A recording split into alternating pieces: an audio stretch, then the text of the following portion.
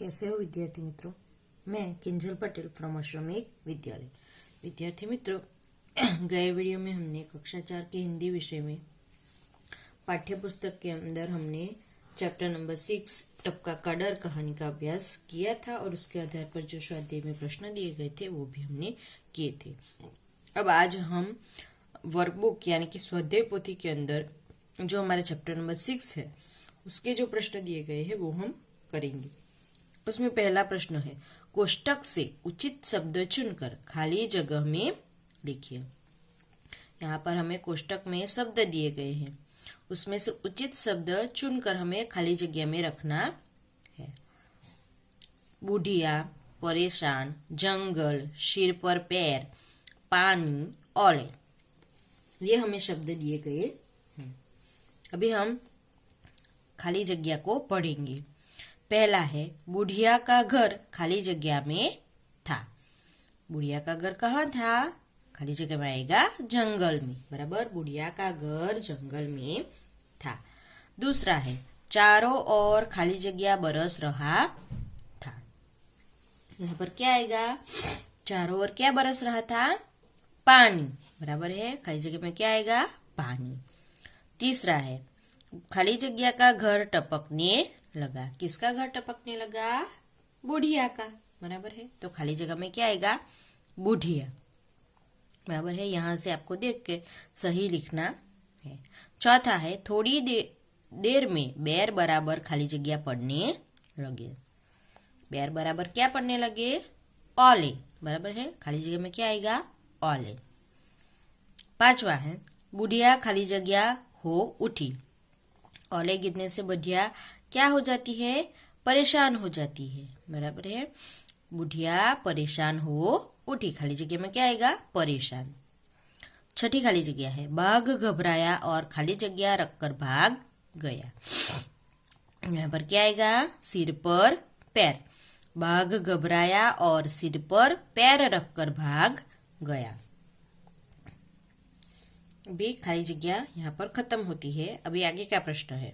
पढ़िए, समझिए और लिखिए। यहाँ पर हमें वाक्य दिए गए हैं, उन्हें हमें पढ़ना है और समझकर उसे वापस फिर से लिखना है, देखकर, बराबर है। यहाँ पर पहला है, जुझला उठना। यहाँ पर मुहावरा है, बराबर है। जुझला उठना, उसका अर्थ होता है क्रोधित होना। तो ये आपको वापस यहाँ पे लिखना है, ठीक है। ये ही आपको यहाँ पे लिखना है। और यहाँ पर जुझला उठना का यहाँ पर वाक्य बनाया है। वाक्य है, बुढ़िया चूल्हे पर पानी टपकने से जुझला उठी। तो ये वाक्य भी आपको यहाँ पर फिर से लिखना है, नीचे जगह दी गई है, बराबर है। तो आपको यहाँ पर वापस वो लिखना है।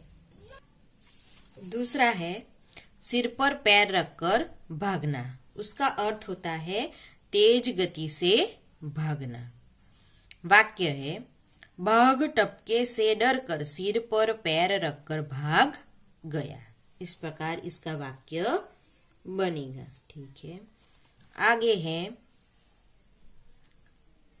अभी यहाँ पर इसका भी यहाँ पर वाक्य बनाया है, बाघ टपके से डरकर तेज गति से भाग गया, बराबर है। उसके अर्थ का भी यहाँ पर वाक्य बनाया है कि बाघ टपके से डरकर तेज गति से भाग गया, ठीक है। तो यही आपको पढ़ना है और फिर वापस उसे लिखना है, ठीक है। अभी आगे है तीसरा प्रश्न, सही वाक्यांश चुनकर लिखिए। यहाँ पर हमें एक वाक्य दिया गया है, उसे पढ़ना है और नीचे हमें और 3 वाक्य दिए गए हैं। तो उसमें से सही वाक्य, उस वाक्य के साथ सही वाक्य कौन सा आएगा वो हमें यहाँ पे लिखना है। जैसे हम विकल्प करते हैं, बराबर है, तो उसमें से हम सही विकल्प चुनकर उसे लिखते हैं। तो उसी प्रकार यहाँ पर भी हमें वो वाक्यांश जो है, वाक्य जो है वो चुनना है और उसे वापस यहाँ पे लिखना है, ठीक है। और हमें एक पूरा वाक्य बनाना है। पहला है, जंगल में बुढ़िया का घर भीग रहा था क्योंकि। जंगल में बुढ़िया का घर भीग रहा था, क्यों भीग रहा था, किस वजह से भीग रहा था, वो हमें यहाँ लिखना है।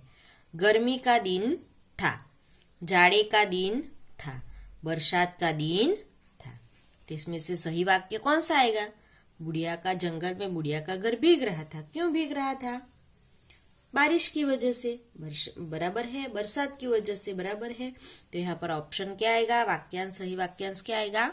क, बरसात का दिन था। तो वो हमें लिखना है, जंगल में बुढ़िया का घर भीग रहा था क्योंकि बरसात का दिन था। इस प्रकार हमें पूरा वाक्य बनाना है। दूसरा है, बुढ़िया का घर टपकने लगा क्योंकि। बुढ़िया का घर टपकने लगा, क्यों टपकने लगा, किस कारण से? तो वो कारण हमें यहाँ से ढूंढ के लिखना है। घर की दीवारें कमजोर थी, छप्पर ठीक नहीं था, छप्पर सीमेंट से बना था। तो इसमें से कारण क्या आएगा? किस वजह से छप्पर बुढ़िया का घर टपकने लगा?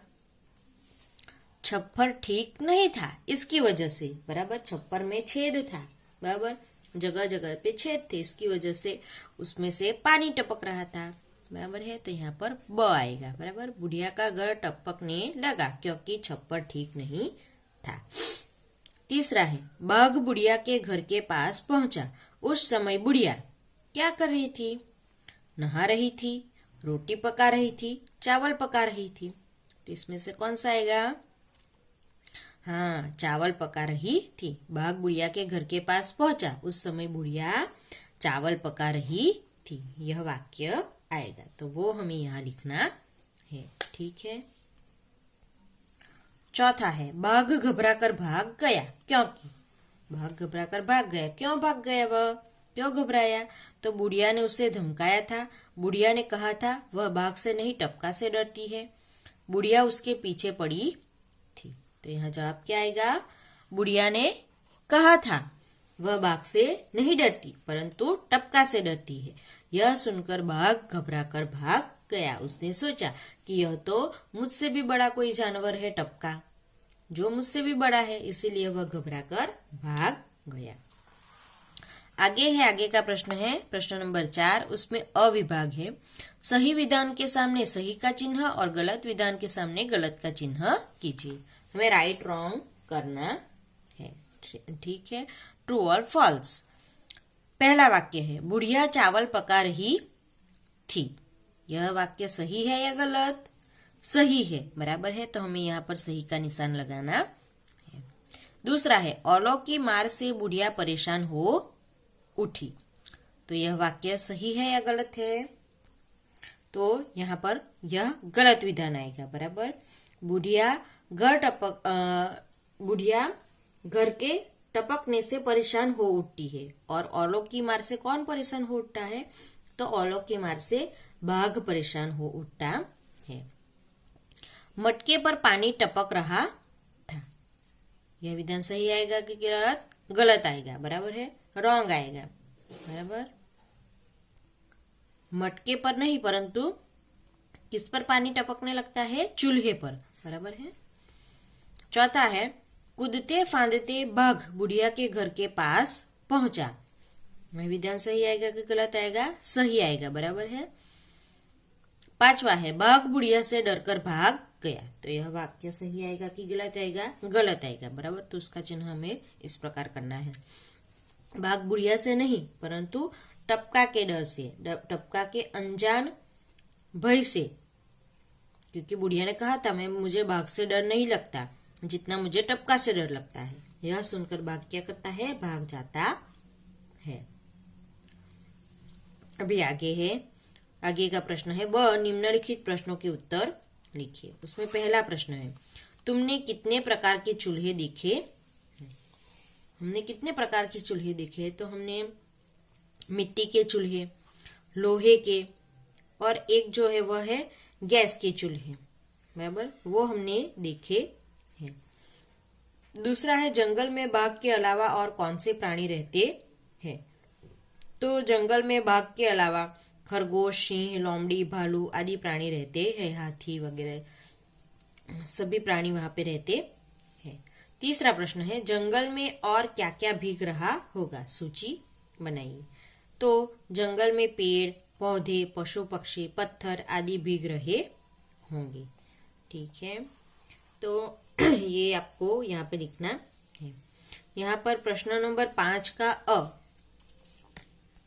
ब,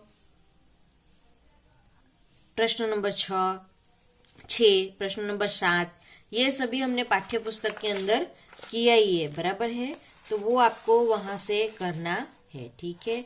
जो नहीं है हमने उसमें मौखिक किया है लेकिन लिखित में ये किया है, वो आपको पीडीएफ के द्वारा मिल जाएगा, ठीक है।